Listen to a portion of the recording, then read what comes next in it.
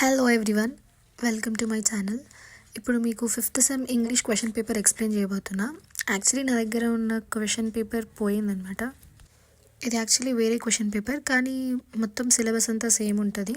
Just ఇక్కడ 75 marks ఉంది కదా క్వశ్చన్ పేపర్లో, కాకపోతే మనకి 80 మార్క్స్ క్వశ్చన్ పేపర్ ఉంటుంది.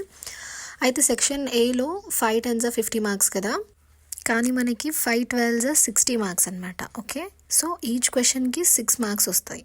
అండ్ ఎవ్రీ 4 యూనిట్స్ ఉంటాయి కదా, ఎవ్రీ యూనిట్ నుంచి మనకి 2 క్వశ్చన్స్ వస్తాయి. దాంట్లో మనం ఏదైనా ఒకటి చూస్ చేసుకొని రాయాలి. అండ్ ఇంకొక క్వశ్చన్ వచ్చేసి బుక్ రివ్యూ కానీ, లేదంటే ఈ ఫిల్మ్ రైటింగ్ గురించి, ఫిల్మ్ రివ్యూ, దీని గురించి ఒక క్వశ్చన్ వస్తుంది.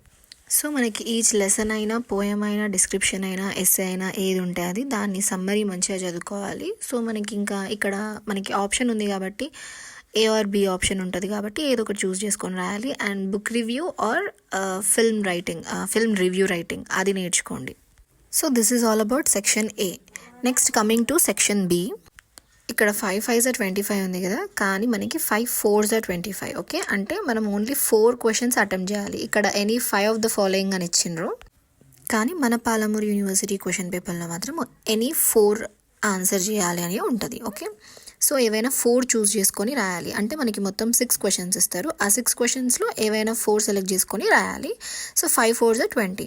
సో మీద 60 అండ్ సెక్షన్ ఏలో 60, section below 20. So totally 80 marks ఉంటాయి అన్నమాట మనకి.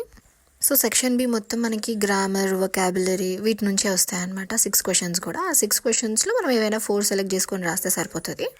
ఇక్కడ సెక్షన్ బిలో మనకి మొత్తం 7 క్వశ్చన్స్ ఇచ్చినారు కదా, కానీ మనకి పాలమూరు యూనివర్సిటీలో మాత్రం ఓన్లీ 6 క్వశ్చన్స్ ఇస్తారు. 4 ఏవైనా చూస్ చేసుకొని రాయమంటారు.